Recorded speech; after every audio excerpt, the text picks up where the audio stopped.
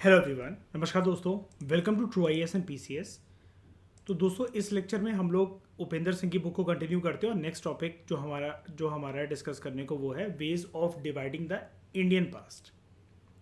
ये वाला जो दोस्तों टॉपिक है कि इंडियन पास्ट को कैसे डिवाइड करा जाता है, ये आपने सुना होगा जब हम लोगों ने दोस्तों क्लास 8th की जो आवर पास 3 की बुक है उसके अंदर जब मैंने आपको मॉडर्न इंडियन हिस्ट्री करवाई थी ना, तब मैंने आपको एक चीज़ बताई थी, हिस्टोरियंस का एक पर्सपेक्टिव बताया था आपको कि हिस्टोरियंस दो ग्रुप्स में बटे होते हैं। एक जो कि ये कहते हैं, मानते हैं कि भारत का इतिहास हम लोग रिलीजन के बेसिस पर डिवाइड कर सकते हैं। कैसे?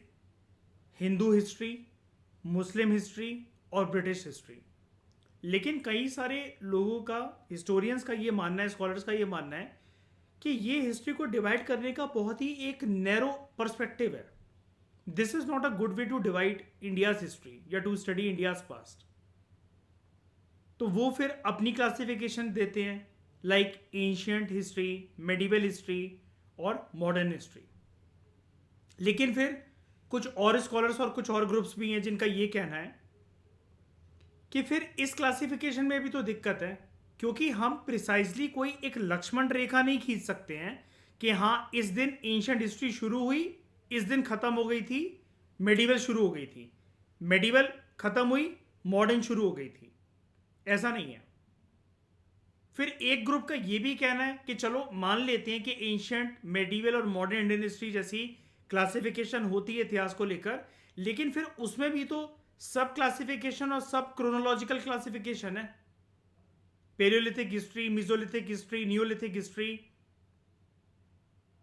फिर एम्पायर्स की history, Mauryan history, Buddhist history, Jaina history, Guptas history, Harappan history. और फिर अगर मेडिवल टाइम की पीरियड की बात करें तो ऐसा नहीं था कि मध्यकालीन भारत जहां से शुरू होता है, मेडिवल इंडियन हिस्ट्री जहां से शुरू होती है, तो मुसलमान शासक यहां पर आकर अपना डेरा जमाकर बैठ गए थे, एक ही दिन के अंदर दिल्ली सल्तनत की स्थापना हो गई थी, फिर मुगल एम्पायर आ गया। ये सारे घटनाक्रम एक बार में नहीं हुए। और अगर हम मॉडर्न हिस्ट्री की बात कर रहे हैं और उसके अंदर अगर हम उसको टैग देते हैं ब्रिटिश हिस्ट्री, तो वो चीज भी फिर गलत है।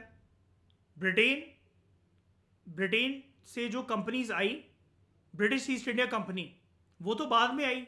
सबसे पहले तो पोर्चुगीज आ गए थे यहां पर। और ऐसा भी तो नहीं था कि जब ये सारी की सारी क्लासिफिकेशन चल रही थी तो दूसरे कंटेम्प्ररी इलाकों में और रिलीजियस रूलर्स या फिर कोई अन्य प्रकार की इन्वेजन्स जो है वो एग्जिस्ट नहीं कर रही थी। सिचुएशंस के अंदर भी तो डाइवर्सिटी थी। एक होमोजीनियस नेचर के अंदर थोड़ी ना हम भारत के इतिहास को समझ सकते हैं। भारत की डाइवर्सिटी सिर्फ religion, language, culture, traditions, festivals, food habits, इन सब फॉर्म में सिर्फ थोड़ी ना हमें देखने को मिलती है। साइमल्टेनियसली जो रूलर्स जो विराजमान थे तख्त पर किसी भी अलग अलग जमाने के अंदर, तो उनके कंटेम्प्ररी रूलर्स किसी और धर्म के, किसी और रीजन में भी तो रूल कर रहे थे। और चलो ठीक है, मान लेते हैं दिल्ली सल्तनत के टाइम पर या मुगल एम्पायर के टाइम पर देश पर, हमारे ज्यादातर इलाकों पर मुसलमान रूलर्स का कब्जा था। लेकिन क्या जो सब्जेक्ट्स जो थे, यानी कि जो पीपल थे, हिस्ट्री में कहते हैं ना हम लोग, पॉलिटिकल साइंस में लोगों को सब्जेक्ट्स कहते हैं, जो सब्जेक्ट्स जो थे, क्या उन्होंने अपना धर्म छोड़ दिया? क्या धर्म परिवर्तन अगर फोर्सफुली करवाया भी गया कुछ कुछ लोगों से, कुछ कुछ सब्जेक्ट से, तो क्या ऐसा था क्या कि कश्मीर से कन्याकुमारी, गुजरात से अरुणाचल, सब लोग हमें मस्जिद ही जाते हुए दिख रहे हैं? मंदिर सारे के सारे तहस नहस हो चुके थे। और फिर अगर हम रूलर्स के पर्सपेक्टिव से समझें तो फिर ऐसा क्यों था कि अकबर बहुत न्यूट्रल था? उसने दीन इलाही का निर्माण करवाया, जहां पर उसने सारे के सारे रिलीजियस स्कॉलर्स को मिलाकर हर वीकेंड पर डिबेट करवाता था, वो डिस्कशन करवाता था, वो बड़ा क्यूरियस था दूसरे धर्म के बारे में जानने के लिए अपार्ट फ्रॉम इस्लाम। और अपने कोर्ट के अंदर अकबर के दरबार की बात करें तो नवरत्न में हमें मुसलमानों से ज्यादा हिंदू राजपूत क्यों नजर आते हैं? उसने जजिया हटाया, हिंदू पिलग्रिमेज टैक्स हटाया, उसने एक हिंदू औरत से शादी करी, जोधाबाई से। ऐसा क्यों? उसने तो दूसरों को फोर्स नहीं करा कि आप अपना धर्म छोड़कर, बुद्धिस्ट धर्म, जैना धर्म, हिंदू धर्म छोड़कर आप इस्लाम को अडॉप्ट कर लो। तो जितने मैंने अभी आपको पर्सपेक्टिव दिए ना, ये हिस्ट्री को क्लासिफाई करने की स्कॉलर्स के पर्सपेक्टिव से बड़ी सारी अलग अलग प्रकार की सारी दोस्तों कंफ्यूजन्स हैं। तो हम जानते हैं एक बार इस चीज को। अच्छा, ways of dividing India's past, ये जो टॉपिक है हमारा उपेंद्र सिंह की बुक में, इसको हम दो पर्सपेक्टिव से क्लासिफाई करेंगे। एक तो क्रोनोलॉजिकल क्लासिफिकेशन कि रिलीजियस टर्म्स में प्लस टाइम के टर्म्स में। फिर दूसरा हम बात करेंगे लैंग्वेज और स्क्रिप्ट के टर्म्स में कैसे हिस्ट्री अलग अलग क्लासिफाई करी जाती है। सबसे पहले हम डेट वाली, रिलीजन वाली और जो क्रोनोलॉजिकल क्लासिफिकेशन है एंशिएंट, मेडिवल एंड मॉडर्न, उसको देखते हैं। पहले इसको समझते हैं आराम से। सबसे पहले आपको पता है, आप ये चीज 6 क्लास की हिस्ट्री वगैरह में पढ़ते रहते हो कि जो इंग्लिश वर्ड है हिस्ट्री, इसका उत्पादन एक ग्रीक वर्ड से हुआ है जिसको हम कहते हैं हिस्टोरिया, जिसका मतलब होता है इंक्वायरी करना या किसी प्रकार की इन्वेस्टिगेशन करना। हिस्ट्री एक ऐसा डिसिप्लिन है जो कि लोगों के एक्सपीरियंसेस को स्टडी करता है, ये डोमेन, ये सब्जेक्ट, जो पास्ट में रहते थे। लेकिन ये जानना जरूरी किया है हमारे लिए कि ऐसे लोगों के एक्सपीरियंसेस हम जाने जो पास्ट में रहते थे। क्यों जाने भाई हम उनको? क्योंकि हमेशा हमेशा इस यूनिवर्स का, इस कुदरत का एक रूल है। वो क्या है? पास्ट की जो भी रिफ्लेक्शन होती है ना, वो हमेशा आपको फ्यूचर में और अपने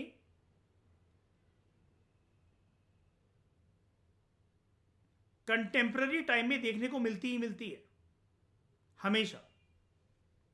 आप चाहे ह्यूमन नेचर की बात कर लो, साइकोलॉजी की बात कर लो, दुनियादारी की बात कर लो, कल्चर की बात कर लो, फूड की बात कर लो, ड्रेसेस की बात कर लो, कस्टम्स की बात कर लो, आर्किटेक्चर की बात कर लो, किसी भी चीज की बात कर लो, पास्ट की रिफ्लेक्शन हमेशा फ्यूचर में या कंटेम्पररी टाइम में देखने को मिलती ही मिलती है।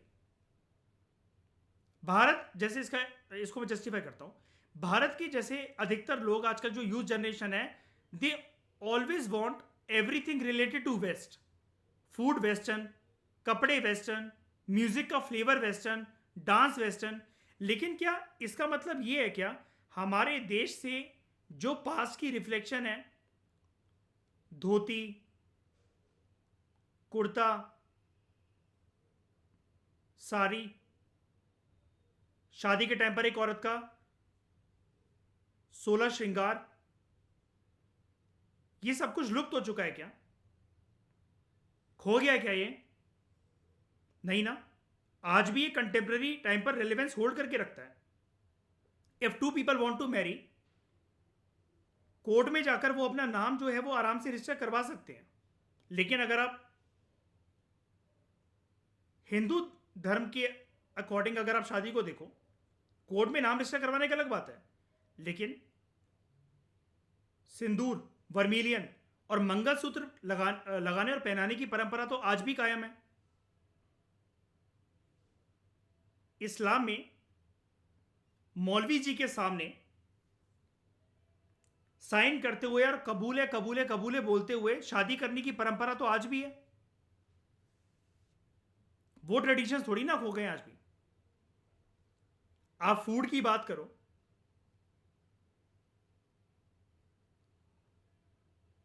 जो आजकल आइटम्स होते हैं,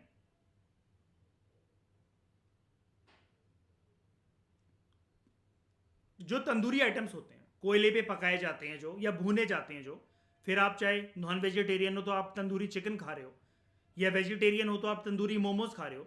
लेकिन ये जो तंदूरी खाने की जो परंपरा, ये आज थोड़ी ना शुरू हो गई है कि कोयले पे मटन को भूनना, चिकन को भूनना, मोमोज को भूनना, पनीर को भूनना, या उस पर कुछ रोल्स बनाना, ये आज थोड़ी ना प्रचलित हो गया एकदम से 21st सेंचुरी के अंदर। ये तंदूरी आइटम की खाने की जो परंपरा है, इसका इतिहास तो हमारे मध्यकालीन भारत से जुड़ा हुआ है। मुसलमान लोग बड़े शौकीन थे तंदूरी आइटम खाने के, और वो परंपरा आज भी कायम है। तो इसलिए राइटर आपको यहां पर ये बोल रहा है कि हिस्ट्री एक ऐसा सब्जेक्ट है, एक ऐसा डोमेन है जो कि लोगों के एक्सपीरियंसेस को स्टडी करता है जो कि पास्ट में रहते थे। तो हिस्टोरियंस जो हैं ये अक्सर पास्ट को क्लासिफाई करते हैं, उसको अलग अलग टाइम पीरियड में डिवाइड करते हुए, कि ये देखा जाए कि एक पर्टिकुलर टाइम पीरियड की, जैसे अगर आप इसी को मान लो, मैं आपके लिए जैसे एक नॉर्मल एग्जांपल पहले देकर बताता हूं, एंशिएंट, मिडिवल और मॉडर्न। ठीक है, अगर आप इस हिस्ट्री को इस पर्सपेक्टिव से अगर आप समझना चाहते हो, इस तरीके से क्लासिफाई करना चाहते हो, तो हमें यह देखना होगा कि एंशिएंट हिस्ट्री की कौन कौन सी बातें मेडिवल हिस्ट्री तक कायम थी, मेडिवल की कौन कौन सी बातें मॉडर्न तक कायम थी, एंशिएंट की कौन कौन सी बातें मॉडर्न तक चली आई, ठीक है, और मेडिवल की कौन कौन सी बातें मॉडर्न तक चली आई, और एंशिएंट की ऐसी कौन कौन सी बातें हैं जो कि मेडिवल टाइम तक आते आते लुप्त हो गई। ठीक है, जब वो यहीं लुप्त होगी तो मॉडर्न तक तो वो रेलिवेंस होल्ड ही नहीं करती हैं। और एंशिएंट और मेडिवल हिस्ट्री की कौन कौन सी ऐसी बातें जब मॉडर्न जमाने आते आते वो लुप्त हो गई। तो बहुत सारा जो पास का ट्रेडिशन है, हिस्ट्री कभी भी आपको हमेशा ऐसे नहीं दिखेगी कि हाँ ये चीज अगर एक एंशिएंट टाइम से शुरू हुई थी, कोई भी चीज, food, language, customs, habits, religion, लोगों का व्यवहार, रवैया, खाना पीना, रहन सहन, वो कंटेम्प्रेरी टाइम तक, मॉडर्न टाइम तक चला ही आया नहीं। देयर वाज सर्टेन ब्रेक्स के यहां से अगर हिस्ट्री शुरू हो रही है तो कुछ चीजें लुप्त हो गई, फिर कुछ ट्रेंड कंटिन्यू हुआ, मेडिवल टाइम तक फिर कुछ चीजें लुप्त हो गई, फिर से ट्रेंड कंटिन्यू हुआ, फिर कुछ चीजें लुप्त हो गई, फिर वो ट्रेंड कंटिन्यू हुआ। तो जो चीज यहां से शुरू हुई थी, कुछ चीजें आज भी यहां पर कायम है, लेकिन बहुत सारी चीजें ऐसी कि जो यहां पर खो गई, जिसके बारे में हम नहीं जान सकते हैं। तो हिस्ट्री का पैटर्न जो होता है वो हमेशा एक जिगजैग पैटर्न में चलता है, ना कि कॉन्टिन्यूस वो अप ट्रेंड फॉलो करता है, और ना ही वो एक कॉन्टिन्यूस डाउन ट्रेंड फॉलो करता है कि सारी चीजें एंशिएंट से मॉडर्न तक खत्म ही हो गई, ठीक है, या फिर सारी की सारी चीजें 100% चीजें एंशिएंट से मॉडर्न तक चली ही चली आ रही है, ऐसा नहीं है। ओके, उसके बाद राइटर खुद भी इस चीज को एक्सेप्ट कर रहे हैं यहां पर कि लेबल्स जो हैं, यानी कि हिस्ट्री को पढ़ने के लिए, स्पेशली अगर हम यहां पर प्रिसाइजली बात करें भारत के इतिहास को पढ़ने के लिए, हमें लेबल्स की आवश्यकता है। लेबल्स मतलब हम कुछ तो उसको बोले, हिंदू हिस्ट्री बोले, मुस्लिम हिस्ट्री बोले, ब्रिटिश हिस्ट्री बोले, क्रिश्चियन हिस्ट्री बोले, एंशिएंट हिस्ट्री बोले, मेडिवल हिस्ट्री बोले, मॉडर्न हिस्ट्री बोले, कंटेम्प्रेरी टाइम बोले, हमें ये लेबल्स की आवश्यकता होती है for the sake of convenience, ताकि एक जमाने को दूसरे जमाने के हिसाब से बाइफरकेट करा जा सके। लेकिन जब दोस्तों मैं ये वर्ड यूज कर ही रहा हूं आपके सामने, जिसको मैं बोल रहा हूं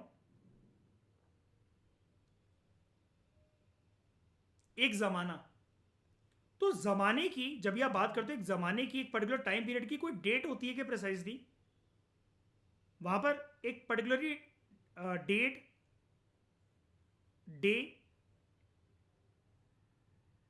और ये टाइम होता है क्या? नहीं, वो एक ऐसी चीज होती है कि हम उसकी प्रिसाइसली कोई तारीख, कोई दिन, कोई समय सुनिश्चित नहीं कर सकते हैं।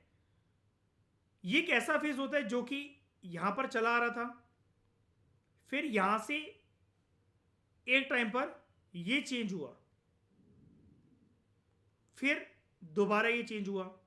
तो ऐसे करके हम क्लासिफाई कर सकते हैं। फिर चाहे आप इसको हिंदू हिस्ट्री बोलो, मुस्लिम हिस्ट्री बोलो, ब्रिटिश हिस्ट्री बोलो, या फिर आप इसको एंशिएंट हिस्ट्री बोलो, मेडिवल हिस्ट्री बोलो, या फिर मॉडर्न हिस्ट्री बोलो, लेकिन हर चीज के कुछ ना कुछ एक्सेप्टेंस वाले रूल्स हैं, और बहुत सारी चीजों के यहां पर, बहुत सारी रूल्स को यहां पर, या इस तरीके की क्लासिफिकेशन को क्रिटिसाइज भी करा जाता है। वही हम जानेंगे इस लेक्चर के अंदर।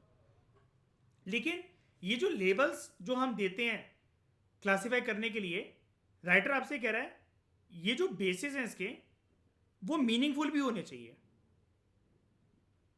और कंसिस्टेंट भी होने चाहिए। यानी कि अगर हम बात कर रहे हैं कि कोई चीज एंशिएंट हिस्ट्री जैसी कोई चीज थी, तो एंशिएंट हिस्ट्री में कुछ ऐसे फीचर्स होने चाहिए, कुछ ऐसे फीचर्स होने चाहिए, जब एंशिएंट बोलो, मेडिवल बोलो, मॉडर्न बोलो, कि उस पर्टिकुलर टाइम पीरियड के अंदर वो चीजें परसिस्ट करनी चाहिए फॉर वेरियस सेंचुरीज, लगातार वो फिर कुछ सेंचुरीज तक टिकाऊ चीज रहनी चाहिए। ऐसा नहीं कि कोई एक दो फीचर्स हमें 1 साल 2 साल या 10 साल या 50 साल तक देखने को मिल रहा है, आप उसको बोल दो ये एक ट्रेंड है। नहीं, हिस्ट्री के अंदर वो जो समय है टाइम पीरियड वाला, उसके लिए ये 50-100 साल भी छोटे साल है। वो और ज्यादा लंबे समय तक वो फीचर्स स्ट्रेच होते हुए हमें दिखने चाहिए। तभी राइटर यहां पर आपसे बोल रहा है ये जो लेबल्स हैं ये कन्वीनियंस के लिए तो ठीक है, लेकिन उनके जो बेसिस है कि हम क्यों लेबल कर रहे हैं, उनको कैसे लेबल करा हमने, और हम उन लेबल्स हैं जो टैग हैं, जो क्रोनोलॉजिकल क्लासिफिकेशन है या फिर रिलीजियस बेसिस पे क्लासिफिकेशन है, वो मीनिंगफुल तो हो। हम क्यों माने उन्हें? वो मीनिंगफुल जब तक नहीं होगी, कंसिस्टेंट नहीं होगी, तो क्यों यकीन करें हम उस पर कि यही था असली क्लासिफिकेशन। और लेकिन उसके साथ साथ हर क्लासिफिकेशन की कुछ लिमिटेशंस भी होती हैं जो कि हमें रिकॉग्नाइज करनी चाहिए। अब दोस्तों, काफ़ी लंबे अरसे तक जो हिस्टोरियंस हैं वो भारत के इतिहास को डिवाइड करते हुए आए हैं। कुछ हिस्टोरियंस, मतलब कुछ अलग अलग हिस्टोरियंस का अलग अलग पर्सपेक्टिव होता है, अलग अलग स्कॉलर्स अलग अलग तरह से क्लासीफाई करते हैं। उन्होंने रिलीजियस टर्म्स में क्लासीफाई करा है भारत के इतिहास को, जैसे हिंदू हिस्ट्री, मुस्लिम हिस्ट्री और ब्रिटिश पीरियड वाली हिस्ट्री। लेकिन ये जो क्लासिफिकेशन है, जो रिलीजियस क्लासिफिकेशन आपको दिख रही है, इसको क्वेश्चन करा जा सकता है बड़े सारे ग्राउंड्स पर। कैसे? कि उन पॉलिटीज का क्या? पॉलिटी वर्ड दोस्तों मैंने आपको बताया था, ग्रुप ऑफ पीपल जो कि कॉमन सेंट्रलाइज्ड रूल से गवर्न करे जाते हैं, उनका कॉमन इंटरेस्ट होता है एक पर्टिकुलर रीजन के अंदर। लेकिन आप भी जानते हो कि इंडिया की आइडेंटिटी उस टाइम पर कुछ ऐसी नहीं थी कि कोई सेंट्रलाइज गवर्नमेंट हो, है ना। आप किसी भी टाइम पीरियड की बात कर लो, कोई सेंट्रलाइज गवर्नमेंट ऐसा थी नहीं। अगर आप दिल्ली सल्तनत को भी देख लो, या फिर अगर आप बात कर लो कि मेडिवल हिस्ट्री की, मुगल एम्पायर के टाइम पर अगर आप देख लो, और मॉडर्न हिस्ट्री की अगर आप बात करो जिस पे आप अंग्रेजों को देख लो, तो इनके कब्जे में या फिर इनके शासन के अंदर पूरा भारत नहीं समाता था।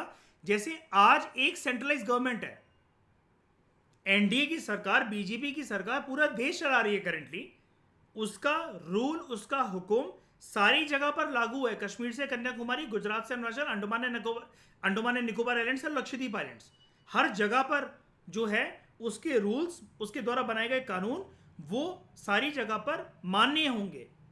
लेकिन अगर आप किसी भी टाइम पीरियड की बात करो, अशोकन हिस्ट्री की आप बात कर लो, आप जो है गुप्ता पीरियड पकड़ लो, आप दिल्ली सल्तनत का पीरियड पकड़ लो, विजयनगर एम्पायर आप पकड़ लो, कुछ ना कुछ एरियाज इवन अंग्रेजों के टाइम पर ऐसे बचे हुए थे कि जहां पर इंडिपेंडेंट रूलर्स अपने हिसाब से पॉलिटीज अपने रीजन्स को चला रहे थे, लोगों को गवर्न कर रहे थे। तो अगर हम बात करें what about पॉलिटीज ruled by non Muslim elites, जब टर्किश रूल की शुरुआत हो भी गई भारत के अंदर, तब का क्या? मतलब राइटर आपको यहां पर यह कहना चाह रहा है कि जब इस्लामिक रूल भारत के अंदर आ भी गया, मध्यकालीन भारत के अंदर, उस टाइम पर भी उनका रूल धीरे धीरे करके शुरू हुआ था, और पूरा भारत का जो नक्शा है वो तो उसके अंदर समाता ही नहीं था कि पूरा जो रूल है कश्मीर से कन्याकुमारी चारों दिशाओं का, वहां पर इस्लाम ही इस्लाम, इस्लामिक रूलर्स ही कब्जा करके बैठे हुए हैं। इतना चक्रवर्ती तो कोई देखने को मिला ही नहीं हमें मेडिवल इंडिया के टाइम पर। तो वहां पर जो हिंदू रूलर्स थे उनका क्या? तो आप इस पीरियड को कैसे जर्नलाइज कर सकते हो कि this was the Muslim history period? और अगला क्वेश्चन इसी से हमारा पैदा होता है, वो ये है, क्या जो रूलिंग एलिट है, जो रूल करने वाले लोग हैं, उनका जो धर्म होगा, उनकी जो रिलीजियस एफिलिएशन होगी, क्या वो बेस्ट बेसिस है? क्या वो बेस्ट ग्राउंड है एक पर्टिकुलर पीरियड को लेबल करने के लिए? आप मध्यकालीन भारत के अंदर मुस्लिम हिस्ट्री उसको बोल रहे हो, चलो ठीक है, दिल्ली सल्तनत के टाइम पर आपकी बातें मान ली, मुगल एम्पायर के टाइम पर आपकी बातें मान ली, लेकिन मेरा दिल नहीं मानेगा अगर मैं बात करूंगा मोहम्मद जलालुद्दीन अकबर की। मानता हूं मुसलमान शासक था, लेकिन इसने अपने जीते जी ऐसा कुछ भी काम नहीं करा जिससे मैं इसके पीरियड को हिंदुस्तान की आइडेंटिटी बनाते हुए बोल दूं it was the Muslim period of history. बिल्कुल भी नहीं। ये तो काफी ज्यादा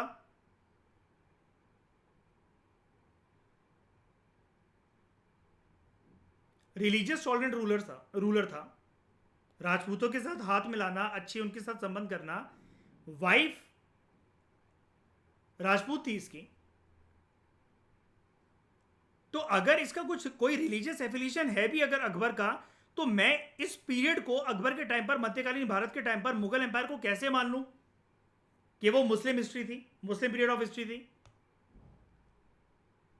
और जो तीसरा पीरियड है जिसको हम कह रहे हैं ब्रिटिश हिस्ट्री, तो इसको हम ब्रिटिश पीरियड की तरह डिस्क्राइब क्यों कर रहे हैं? ब्रिटिश ईस्ट इंडिया कंपनी तो बहुत बाद में आई थी। What about Portuguese? What about French east India company? What about Spanish east India company? What is all about Dutch east India company? हम फिर इसको क्रिश्चियन पीरियड क्यों नहीं बोल रहे हैं? ब्रिटेन की या ग्रेट ब्रिटेन की ग्रेटनेस से इसको क्यों संबोधित कर रहे हैं? फिर एक सवाल यह भी उठता है, आप लोग एक चीज जानते हो बहुत अच्छे से, जो शब्द हिंदू है, हिंदू कभी भी रिलीजियस टर्म में तो शब्द यूज होता ही नहीं था। ये मैंने आपको तमिलनाडु के एनसीईआरटीज में जो हमारी नॉर्थ इंडिया की है, प्लस पूनम दलाल दहिया के अंदर भी ये चीज मैंने आपको पढ़ाई थी, इंटरप्रिटेशन की दी थी। हिंदू शब्द कभी भी धर्म के साथ तो एसोसिएट करा ही नहीं जाता था। ये तो सिंधु नदी और उसके आसपास रहने वाले लोगों को डिनोट करने के लिए वर्ड यूज करा जाता था। ये तो रीजन या आइडेंटिटी स्पेसिफिक टर्म थी। धर्म से हिंदुज्म का तो कुछ लेना देना ही नहीं था। हिंदुज्म जो एक धर्म बना, जिसके आगे आईएसएम लग गया, वो प्रिंसिपल बन गया, तब वो उसकी धार्मिक कोनोटेशन हुई। लेकिन इसका जो बेस है हिंदू टर्म का, वो तो धार्मिक है ही नहीं कहीं से भी। तो हम ऐसा कौन सा पर्टिकुलर डेट, टाइम या दिन माने या समय माने जहां पर हम बोल सकते हैं Hindu term meaningfully religious identity की तरह यूज होने लगा था? यह भी एक डिबेटेबल चीज है। और हम क्यों माने कि जो चीज एक रीजन को डिनोट होने के लिए यूज हो रही थी, वो लोगों की धार्मिक आइडेंटिटी कैसे बन गया वो टर्म? आज मैं आपको बोलूं कि एक पर्टिकुलर जगह है, कोई भी उज्जैन है, वहां महाकाल का मंदिर है, ठीक है। अब मैं बोलूं एक उज्जैन जगह है और उज्जैनिज्म करके एक रिलीजन बन जाएगा, तो भाई जगह को मैं एक रिलीजियस आइडेंटिटी से कैसे डिनोट कर सकता हूं? फिर तो ऐसे मैं खाने पीने का नाम बोल दूं, मैं रसगुल्ला बोल दूंगा कल को ये भी एक धर्म है। तो ये भी कंफ्यूजन क्रिएट करती है, स्कॉलरली डिबेट क्रिएट करता है ये सारे क्वेश्चंस। फिर ऐसे टाइम पीरियड भी तो थे जहां पर बुद्धिज्म और जैनिज्म फ्लरिश हो रहा था, लाइक 6th सेंचुरी बीसी।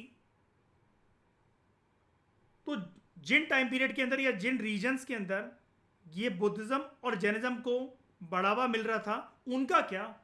उन्होंने तो कहीं जगह ही नहीं बनाई अपनी इस 3 टर्म में, हिंदू हिस्ट्री, मुस्लिम हिस्ट्री और ब्रिटिश हिस्ट्री।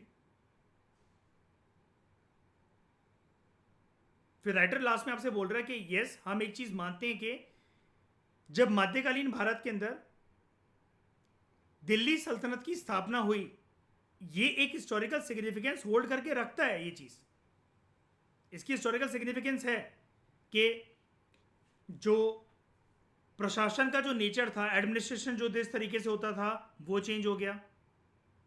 रहन सहन वो चेंज हो गया। दिल्ली सल्तनत के रूलर्स ने अलग अलग तरह के रूल्स बनाए। कुछ रूलर्स रिलीजन को लेकर, नॉन इस्लामिक लोगों के रिलीजन को लेकर टॉलरेंट थे, कुछ इंटॉलरेंट थे। उन्होंने नया आर्ट वर्क शुरू करा, नए नए प्रकार के खाना, कपड़े, पहनावा, ज्वेलरी, वो सब इंट्रोड्यूस करी। इन ज्वेलरीज और खाने पीने और पहनावे के अलावा इन्होंने एमेलगमेशन भी करा। जो कल्चर, जो परंपरा ये बाहर से लेकर आए थे, उन्होंने इसको भारत के कल्चर परंपरा के साथ मिक्स करके एक नया ही फ्लेवर की चीजें प्रेजेंट करी हमें। तो ये हिस्टोरिकल सिग्निफिकेंस तो होल्ड करके रखता है। लेकिन और ये भी चीज को डिनाई नहीं करा जा सकता कि इनके आने से अरब रूलर्स और टर्किश रूलर्स के भारत में आने से इस्लाम का आगमन हुआ भारत के अंदर, इस चीज को डिनाई नहीं करा जा सकता है। लेकिन सवाल ये है राइटर का हमसे, क्या ये जो सारे इवेंट हुए, मान लो इस्लामिक ये अरब इन्वेजन हुई भारत के अंदर, टर्किश इन्वेजन हुई भारत के अंदर, क्या इसने जो रोजमर्रा के जीवन जो बिताते थे जो लोग, जो एवरीडे लाइफ जो थी ऑर्डिनरी लोगों की, क्या उसके अंदर कोई फंडामेंटल रप्चर हो गया था क्या? ऐसे रूलर्स ने अगर कुछ लोगों का फोर्सफुली धर्म परिवर्तन अगर करवा भी दिया, तो क्या इसका मतलब ये था कि सारे लोग जो है वो अपने मंदिरों को छोड़कर मस्जिद जाने लगे थे? या फिर लोगों ने सात्विक भोजन को छोड़कर गोश्त खाना शुरू कर दिया था? या फिर इस्लाम को उन्होंने मन से अडॉप्ट करना शुरू कर दिया था, या किसी डर की वजह से अडॉप्ट करना शुरू कर दिया था? क्या फिर रूलर लोगों को यही काम उसका था क्या कि भारत जाने ही इसलिए है, ये लोग आए इसलिए थे क्या कि घर घर से लोगों को पकड़कर हमें उनको इस्लाम के अंदर कन्वर्ट करना है? नहीं, ऐसा नहीं था। बहुत सारे रूलर्स आप देखोगे इतने कट्टर होने के बावजूद भी वो समझ चुके थे कि भारत के लोगों को अगर जीता जा सकता है तो वो सिर्फ उनके दिल से जीता जा सकता है। इसलिए अपनी सेना में लोगों को रोटी देने के लिए, कि सेना में भर्ती होंगे तो काम मिलेगा, महल में काम करेंगे तो काम मिलेगा, उनका कोई ना कोई किंगडम के अंदर किसी पोस्ट पर होंगे तो काम मिलेगा, घर में रोटी आएगी, तो उन्होंने हिंदुस्तानियों को जगह भी दी जब उनका शासन और प्रशासन चल रहा था भारत के अंदर। तो ये कुछ ऐसे क्वेश्चन है जो हमारे दिमाग में एक हॉच पॉच क्रिएट करते हैं, एज वेल एज एक प्रॉपर तरीके से हिस्टोरिकल डिबेट को क्रिएट नहीं होने देते हैं। तो आप कहोगे सर इसका लॉजिकल कंक्लूजन क्या है? इसका लॉजिकल कंक्लूजन देखो दोस्तों, ये है कि आप सबसे पहले हिस्टोरिकल क्लासिफिकेशन को आप एक मोनोटोनस या फिर होमोजीनियस नेचर में मैटर में मानना शुरू मत करो। आप सबसे पहले तो ये एक्सेप्ट करो, इंडियन हिस्ट्री को भी डिवाइड करना या उसको पढ़ने के अंदर भी एक हमारा डाइवर्सिटी वाला एक आउटलुक होना चाहिए। लेकिन किसी भी चीज को आप एक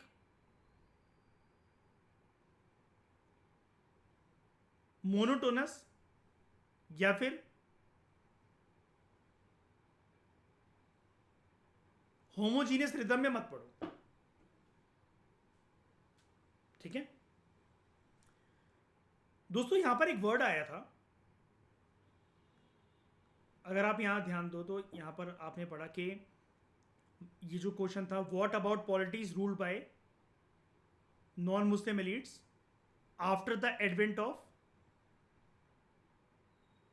टर्किश रूल। देखो दोस्तों, अक्सर आप लोग ना कंफ्यूज रहते होगे कि सर ये हमें पता नहीं लगता एकदम से कि भारत के अंदर ये जो इस्लामिक रूलर्स थे या इस्लाम का जो आगमन हुआ ये कब हुआ। और अगर आप हिस्ट्री को अच्छे से पढ़ोगे ना तो आप अपनी बुक्स के अंदर, एनसीईआरटीज वगैरह के अंदर, पूनम दलाल दहिया बुक के अंदर आप अक्सर ये वर्ड इनकाउंटर करोगे कि एक जगह पर बात होती है अरब इन्वेजन की और एक जगह पर बात होती है टर्किश इन्वेजन की। आप कॉमन तरीके से ये लाइन तो सुन लेते हो,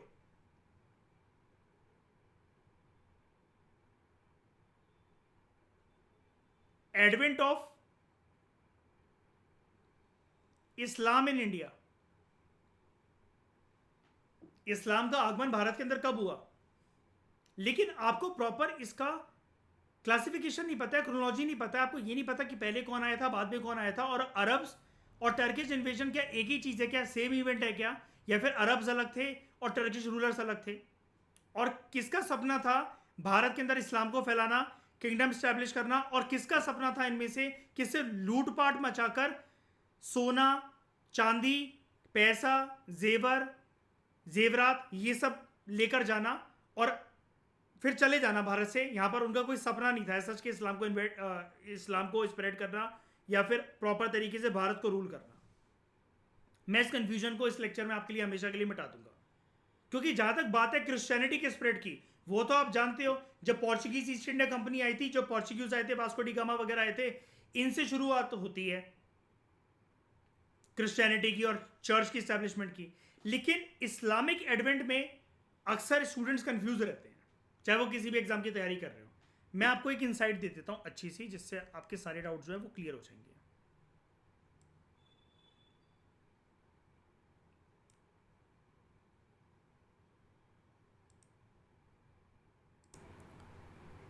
दोस्तों सबसे पहले तो अपने दिमाग में आप एक डिबेट को बहुत अच्छे से सेटल कर लो। वो ये है, ये दोनों इन्वेजन अलग अलग थी भारत के अंदर अलग अलग समय पर। अरब इन्वेजन और टर्किश इन्वेजन। जब बात होती है दोस्तों अरब इन्वेजन की, ये पहले थी, ये बाद में थी। पहले बात करते हैं अरब इन्वेजन की। आपको जैसा कि पता है,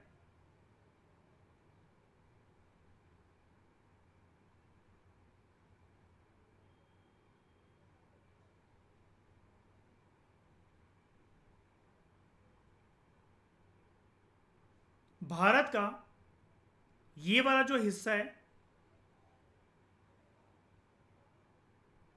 अक्सर मैं आपको लेक्चर में बताता रहता हूं बार बार, नॉर्थ वेस्ट इंडिया, इस पे शनि हमेशा से बाहर ही रहता है। राहु केतु का साया है यहाँ पर। यहाँ पर कभी भी कुछ भी अच्छा नहीं होता। और जितने लोग भारत में इतिहास में कभी भी घुसे हमारे देश में बाहर से, कोई भी तोड़फोड़ हुई है, मारकाट हुई है, या पूरे का पूरा तख्ता पलट करके रख दिया गया, सारा दरवाजा यहीं से खुलता है, नॉर्थ वेस्ट इंडिया से। अरब्स के साथ भी कुछ ऐसे ही था कि अरब्स ने भारत के अंदर जो आगमन करा, जो एंट्री करी, वो नॉर्थ वेस्टर्न रीजन से करी। टाइम था वो 712 सी। हाँ, एक चीज याद रखना कि दोनों के दोनों जो इन्वेजन थी, चाहे वो आप अरब इन्वेजन की बात करो या टर्किश इन्वेजन की बात करो, वो बीसी में नहीं हुई थी, वो कॉमन एरा में जाकर हुई है। ठीक है, एडी में जाकर हुई है, मतलब ठीक है। तो किसने इन्वेट कर रहा था सबसे पहले? कौन था ऐसा रूलर जिसने भारत के अंदर अरब इन्वेजन करी? तो उस पर्सन का नाम था, उस पर्सन का नाम था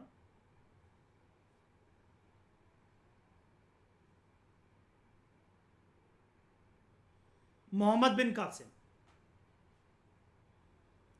अब एक बात मैं आपको बताना चाहता हूं।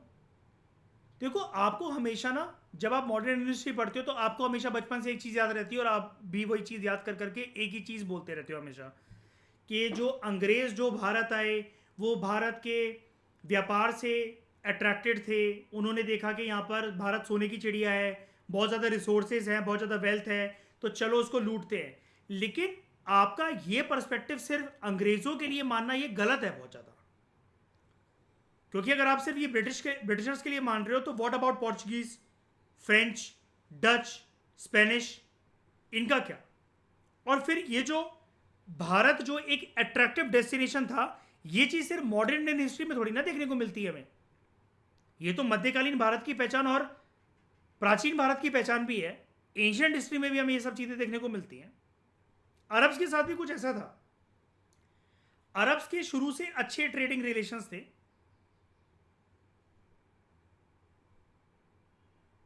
भारत के साथ। बड़े सारे सेंचुरीज और दशकों तक इन्होंने भारत के साथ व्यापार करा। और सबसे बड़ी बात थी, देवर अवेयर भारत के रिच रिसोर्सेज से, प्लस उसकी इनॉर्मस वेल्थ से। अब सिर्फ और सिर्फ ये क्या ढूंढ रहे थे? ये ढूंढ रहे थे दोस्तों, सिर्फ और सिर्फ एक अच्छी अपॉर्चुनिटी। अब वो अपॉर्चुनिटी आपको समझनी पड़ेगी, क्या वो अपॉर्चुनिटी कब्जा करने की टर्म्स में यूज होती है, या फिर सिर्फ इनका मकसद ये था कि जितना लूट सको उतना लूट लो। तो क्या हुआ था, मोहम्मद बिन कासिम जो ये जो बंदा था, इसने क्या करा,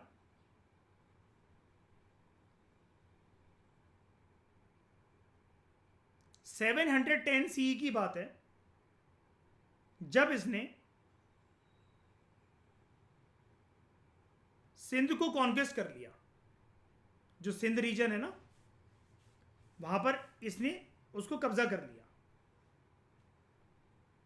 ठीक है, और यहां से फिर एक पॉइंट शुरू होता है इस्लाम जो आगे चलकर भारत के अंदर फैलेगा, उसका जो सीड है, उसका जो बीज है, वो बो दिया गया था।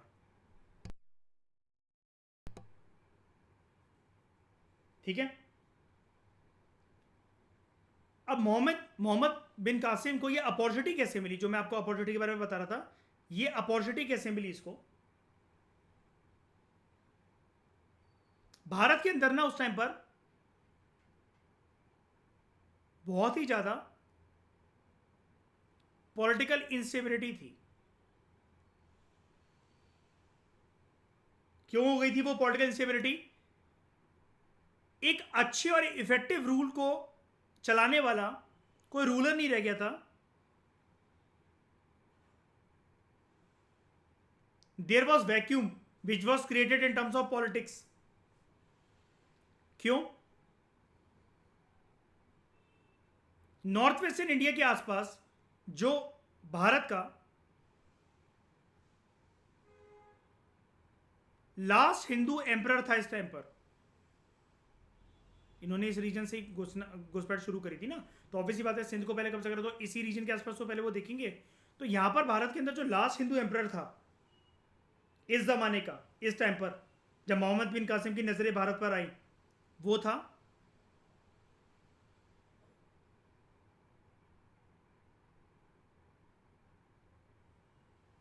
हर्षवर्धन। हर्षवर्धन की डेथ हो चुकी थी। हर्षवर्धन की डेथ हो चुकी थी। और दोस्तों, इसी की मृत्यु के कारण की वजह से ये पॉलिटिकल इंस्टेबिलिटी थी, और इसी पॉलिटिकल इंस्टेबिलिटी के कारण ये पॉलिटिक्स के अंदर, भारत की पॉलिटिक्स के अंदर एक वैक्यूम था। तो बस भनक लग गई और इन्वेजन शुरू। और इन्वेजन करने के साथ ही 1710 सी में, सॉरी 710 सी में जो सिंध था उसको कॉन्कर कर लिया गया। ये तो हो गया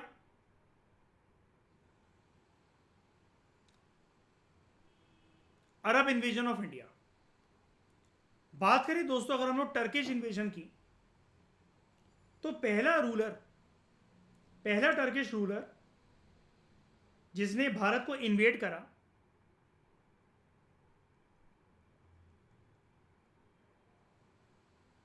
first Turkish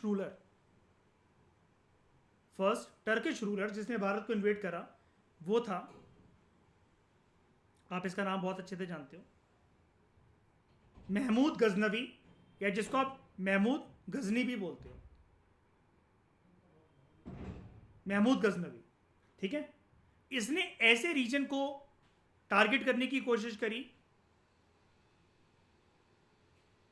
which was dominated by राजपूत्स। हाँ, इसके बाद बहुत साल बाद मोहम्मद गोरी भी आया था। ठीक है, वो चीज़ आपको पता होगी, लेकिन फिलहाल हम यहाँ पर एक क्रोनोलॉजिकल बात कर रहे हैं।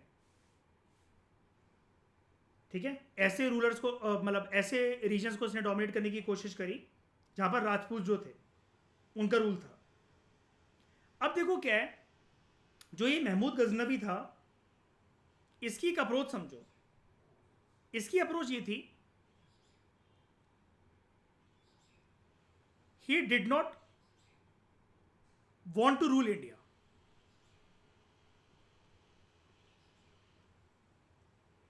Nor was interested in spreading इस्लाम। इसका इससे कुछ लेना देना नहीं था कि मैं इस्लाम फैलाऊं यहां पर, मैं इंडिया को रूल करूं, मैं यहां पर अपना परमानेंट किंगडम बसा लूं। नहीं, इसने 1000 सी से लेकर 1025 सी के आसपास लगभग इसने भारत को दोस्तों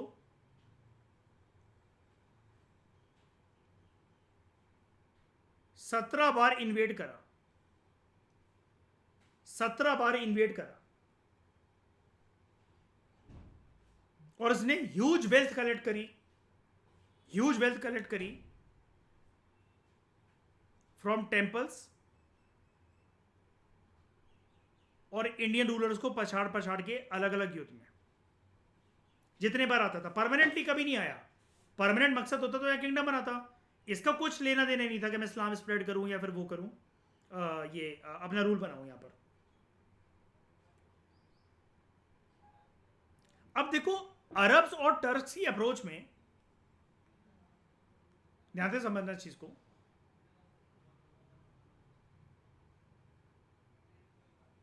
अरब्स और टर्क्स की अप्रोच में दोस्तों आपको ये फर्क देखने को मिलेगा।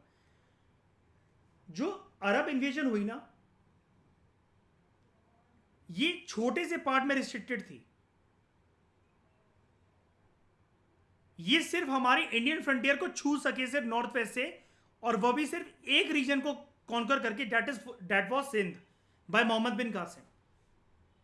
तो टर्किश इन्वेजन अरब इन्वेजन से कैसे अलग है वो तो आप समझ ही गए हो कि अरब इन्वेजन के बाद हुई टर्किश इन्वेजन। जो टर्क्स थे they penetrated deep into the Indian subcontinent. वो ये भी नॉर्थ वेस्ट ही आए थे वैसे, मतलब ये मत सोचना कि मैंने ये राइट साइड बनाया तो आप ये कहीं सोचो कि ये नॉर्थ ईस्ट इंडिया या फिर चाइना की साइड से आए थे। ये लोग भी यहीं से घुसे थे, लेकिन ये थोड़ा सा अंदर चले गए थे। ये दोनों के बीच में सबसे बड़ा डिफरेंस है। और टर्किश इन्वेजन जो होती है ना दोस्तों, वो 2 फेजेस में होती है।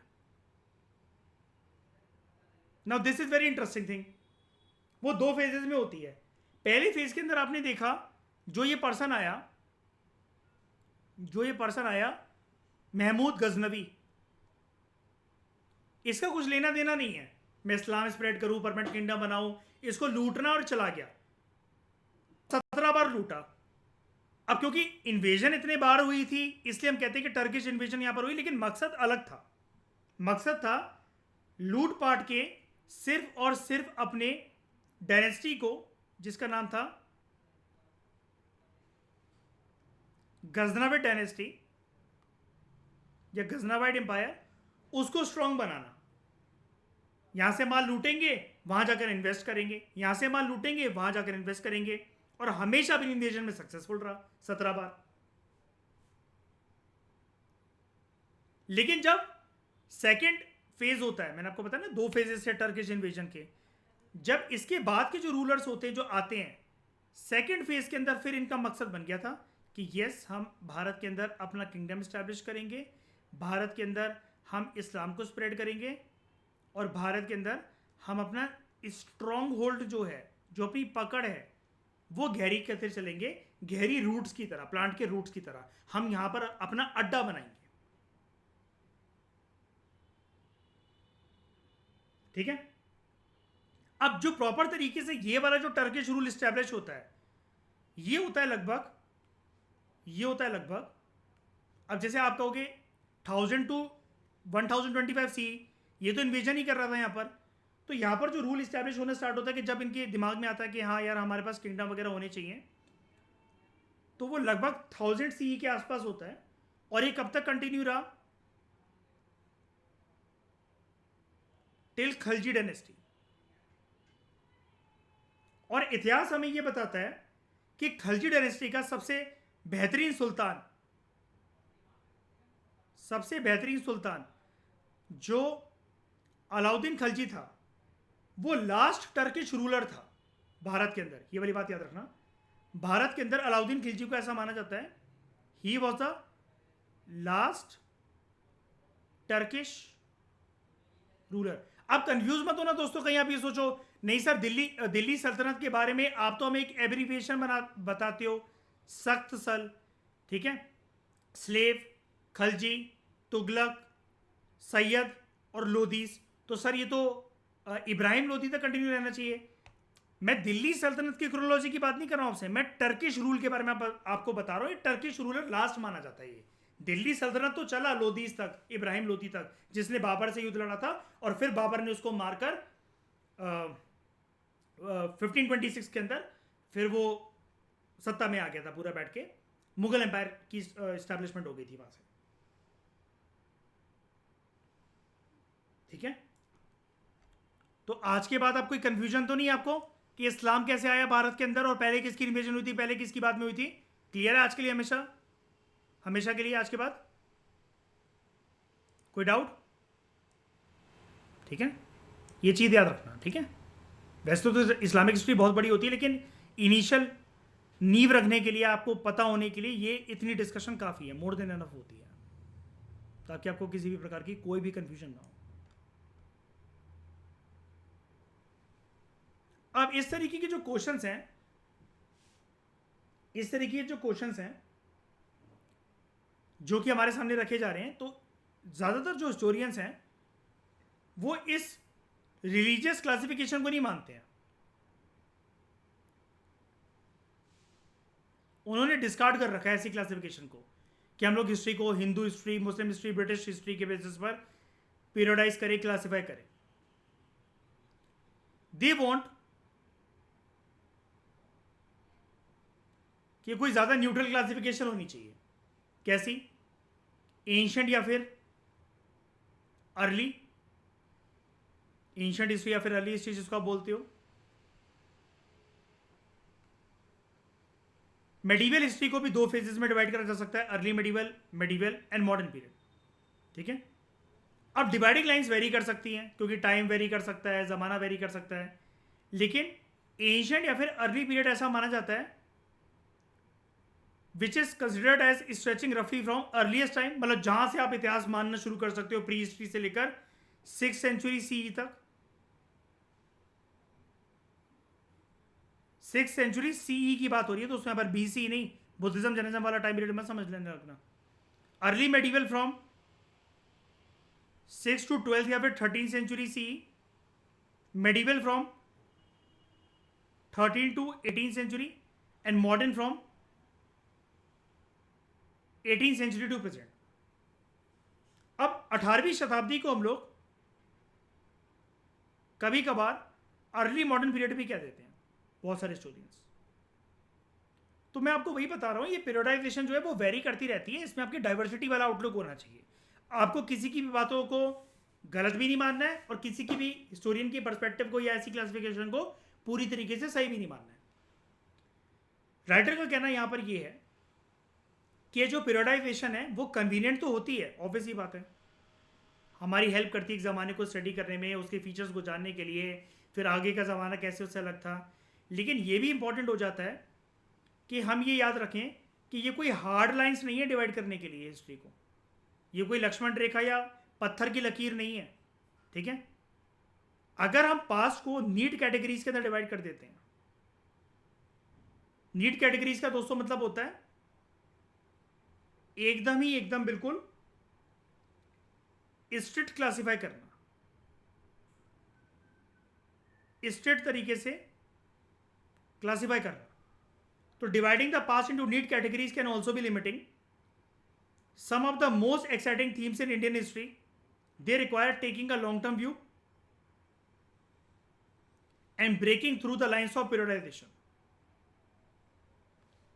डाइवर्सिटी वाला आउटलुक इसलिए मैंने आपको कहा था कि हमारा होना चाहिए। ये लास्ट लाइन अगर आप देखो कि ज़्यादातर जो थीम्स हैं इंडियन हिस्ट्री के अंदर, वो हमें उनके लिए लॉन्ग टर्म व्यू लेना चाहिए, और जो पीरियडाइजेशन की लाइन्स है कि एंशंट की है, ये मेडिवल का टाइम पीरियड है, ये मॉडर्न टाइम पीरियड है, इसको हमें तोड़ना चाहिए। एक एग्जांपल दूं इस लाइन को समझाने के लिए।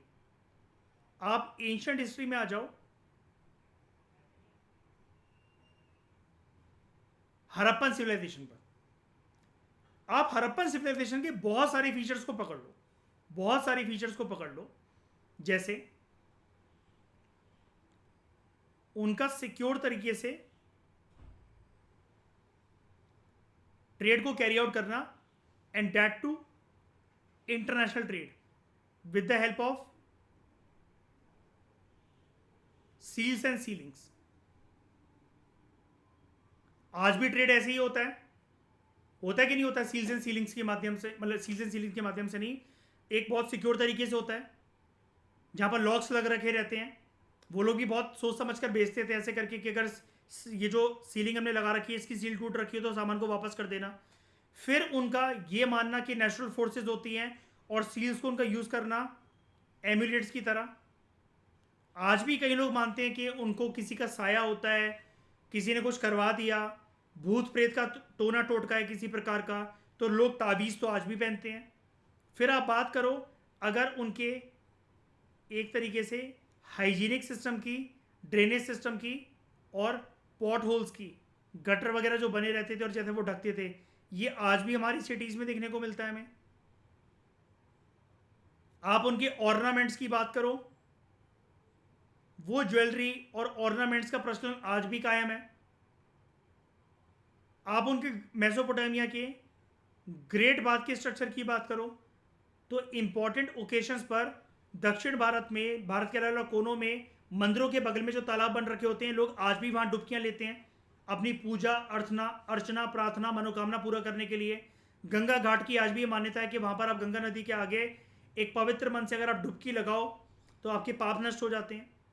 तो ये सारे ट्रेडिशन, तो एक बात बताओ, अगर हम इसको पढ़ने बैठे, इसका रूट जानने बैठे, ये तो हमें ऐसे नजर आएंगे ये तो एंशिएंट हिस्ट्री है, लेकिन फिर ये आज भी स्ट्रेच डाउन करते हुए कैसे रेलेवेंस रख रही है कंटेम्प्रेरी टाइम पीरियड के अंदर। ये सारी बातें, ये सारा ट्रेडिशन, ये सारी परंपराएं फिर एक कंटेम्प्रेरी टाइम पीरियड के अंदर कैसे रेलेवेंस होल्ड करके रख रही हैं। ठीक है, तो ये चीज़ है। अब इसका एक एस्पेक्ट तो दोस्तों हमारा खत्म हो गया है। हम टॉपिक क्या पढ़ रहे थे? Ways of dividing the Indian past. एक तरीका हमने जान लिया कि पीरियडाइजेशन के थ्रू, क्रोनोलॉजिकल क्लासिफिकेशन के थ्रू, या तो रिलीजियस टर्म्स में या फिर एंशिएंट मेडिवल या मॉडर्न हिस्ट्री कहना, या फिर टाइम पीरियड को देना, ऐसे हम क्लासीफाई कर सकते हैं। नेक्स्ट लेक्चर में दोस्तों हम बात करेंगे कि कैसे जब से राइटिंग इन्वेंट हुई है तो राइटिंग के बेसिस पर हम लोग हिस्ट्री को क्लासीफाई कर सकते हैं। इस डिस्कशन में दोस्तों फिलहाल इतना ही। Thank you very much for discussion.